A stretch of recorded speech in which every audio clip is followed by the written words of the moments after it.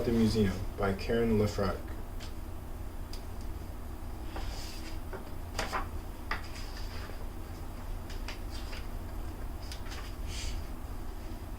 Mason couldn't wait. Today was the best day of the year, his birthday. Tonight, he was going to have a sleepover party at the Museum of Natural History, his favorite place to visit. Mason and his two best friends, Zoe and Will, were ready for adventure. Mason's parents led them inside.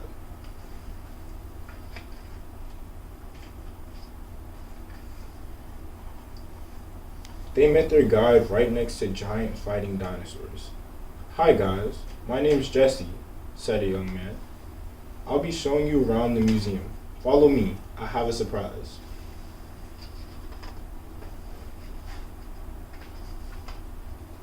"Welcome to the Discovery Room," said Jesse. "Tonight you will be going on a scavenger hunt, and if you solve all the clues, Mason can choose the hall for your sleepover." Mason and his friends were excited. They love solving mysteries. "Here's how you wear a headlamp," said Jesse, demonstrating. "They're perfect for dark hallways." He handed Mason the map and clue sheet. "If everyone's ready, let's get started." Out in the hallway, Mason read the first clue. "Of all the planets around the sun, thousands of rings surround this one." Zoe searched the map and pointed towards the Earth and space room. They took off.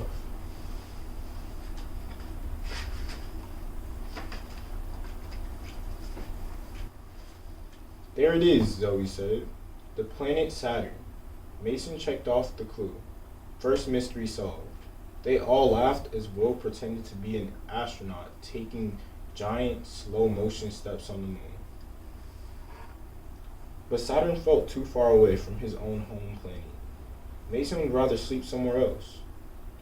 Mason's friends gathered around to hear him read the second clue. "He comes from an egg. His size gives him fame. This king of the reptiles has quite a long name." "Hey, I think I know this one," said Mason, smiling.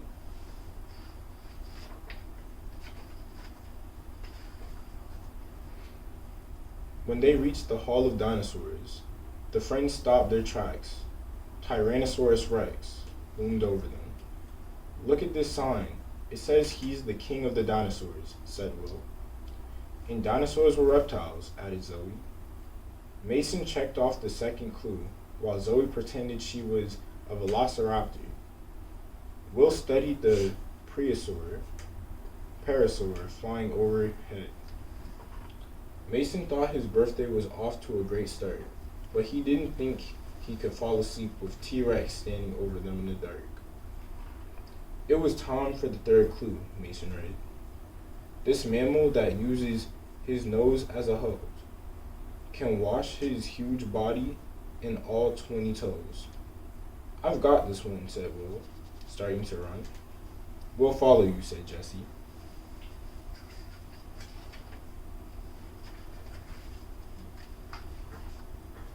"There they are," said Will, pointing to the herd of elephants in the Hall of African Mammals. "Look at those tusks," exclaimed Mason. "Check us out," said Will to Zoe. He and Mason beat their chests like the gorilla in the exhibit nearby. Zoe read the sign. "An elephant herd is always led by a female elephant. Smart animals."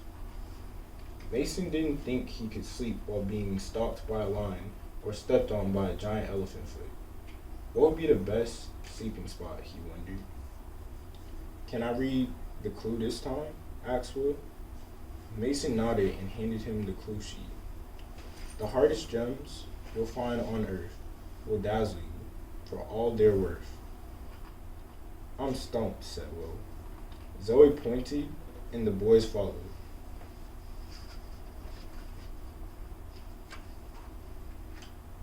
"Just look at the diamond sparkle," said Zoe. "You solved it," said Mason.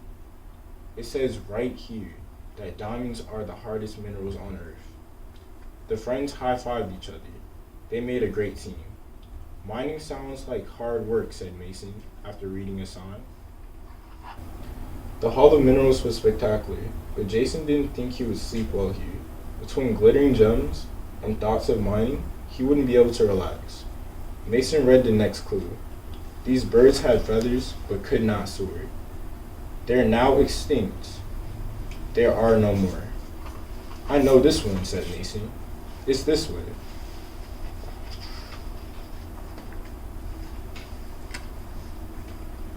They entered the Hall of Biodiversity, and Zoe spotted it first. The dodo bird, she cried. Exactly, said Mason.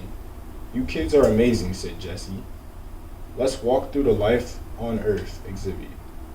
We can see 3.5 billion years of evolution in a few minutes.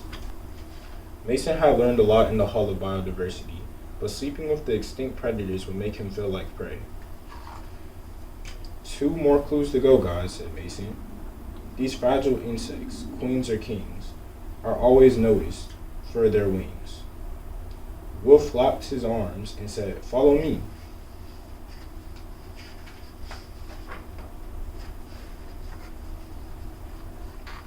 Whoa, exclaimed Will. The butterfly pavilion feels like a rainforest.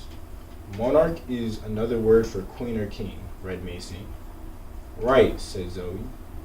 Then a monarch butterfly is a queen or king with wings. Another clue solved, said Mason. It was beautiful here, Mason thought. But the butterflies would probably tickle them while they slept. Plus, it felt as hot as a real rainforest. Now he was getting worried. Where were they going to sleep? It's our final clue, said Mason. Let's read it together. You've done so well. It's getting late. What can we eat to celebrate? I know this one, said Will, rubbing his belly. It's my favorite thing about birthdays.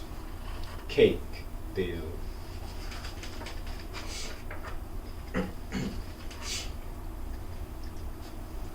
They ran all the way to the party room. When Jesse caught up, he congratulated them on solving every clue. We did it together, said Mason. You guys are great friends and super at solving mysteries, Jesse asked. So how have you decided where to sleep tonight, Mason?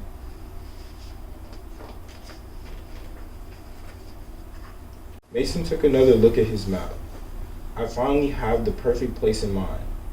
I'll take you there right after cake and presents. Another mystery, said Zoe. Soon to be solved, said Will, finishing his second piece of cake.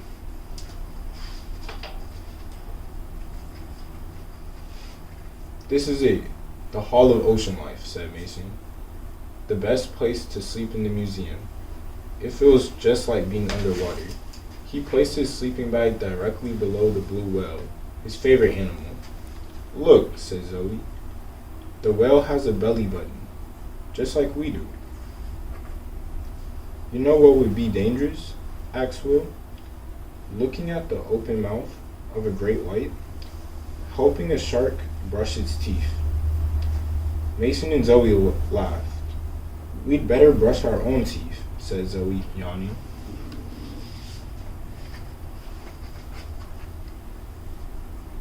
Sleepy at last, Mason imagined floating in the ocean, on top of the blue whale, and being gently rocked by waves. He gazed at the behemoth one last time before closing his eyes. Then he whispered, Good night, Will. Good night, friends, and fell fast asleep on his best birthday ever.